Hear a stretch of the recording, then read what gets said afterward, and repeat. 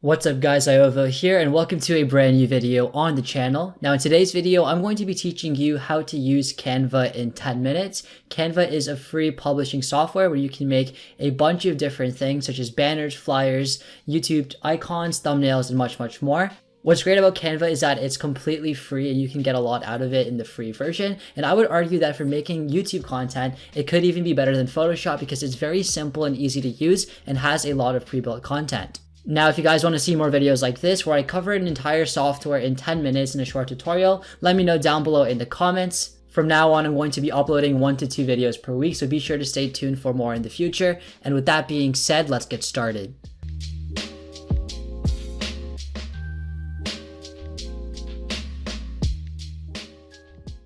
So the first thing you want to do is go on canva.com and click on sign up to create your free account.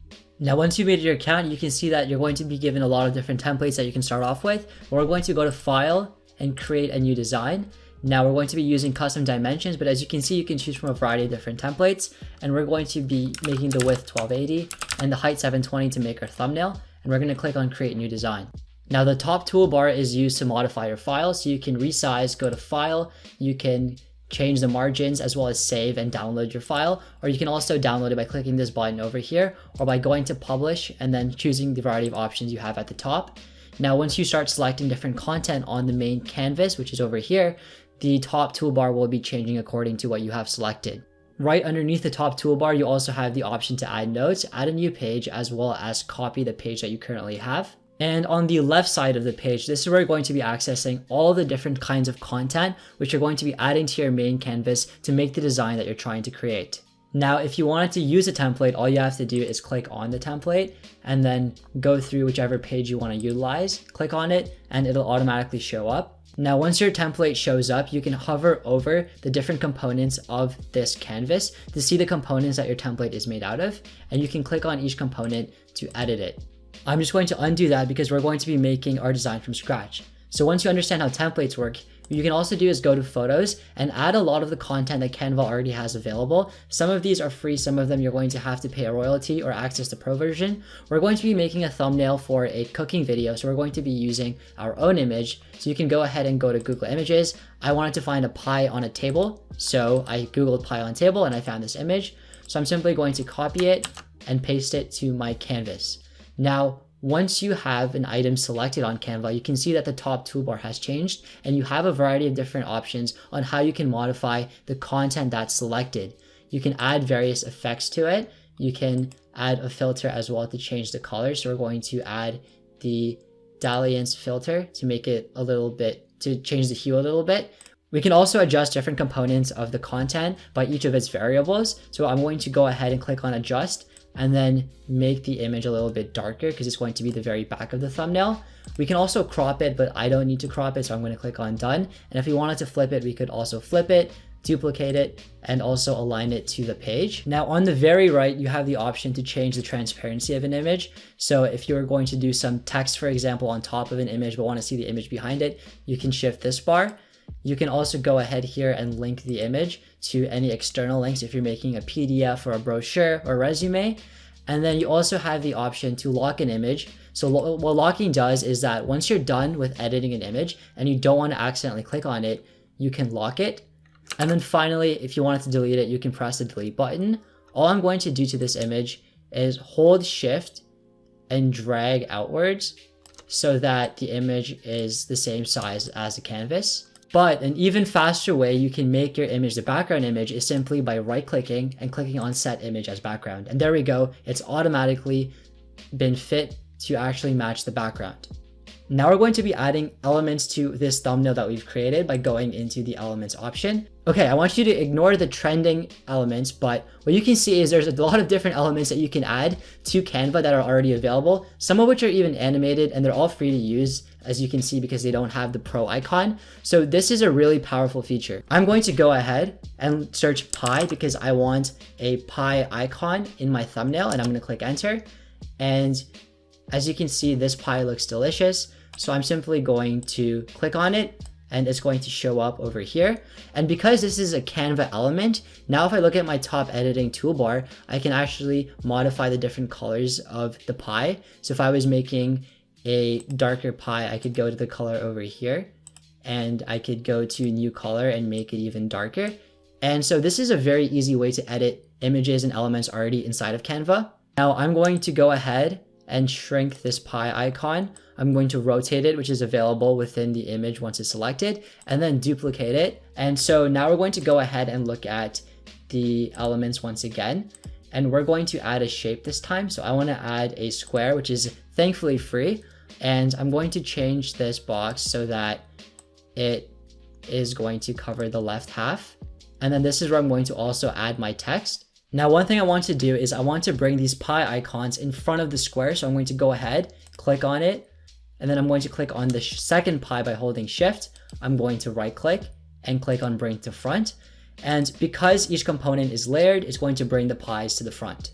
Now I'm also going to change the color of this rectangle because I think gray is a bit bland. So once again, I can click on the component and the component settings come up at the top. I'm going to click on the color and I'm going to make the color the same dark red as the pie filling. And as you can see, it automatically saves your most recently used colors. Now I'm going to go ahead and add some text.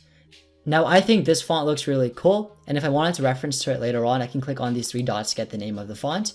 And to add it to my thumbnail, I'm going to go ahead and click on it and it's going to auto-populate. As you can see right now, the text is broken down into two components. So I'm going to go ahead, select the bottom component and delete it. And then I'm going to change the text of the main component and type in how to bake a pie. If I want to center align this text, I would go ahead, press Ctrl A or just highlight it all. And then I'm going to go ahead to alignment and it automatically shifts through the three different alignment options there are. And as you can see, if I resize this text box as well, it will automatically adjust.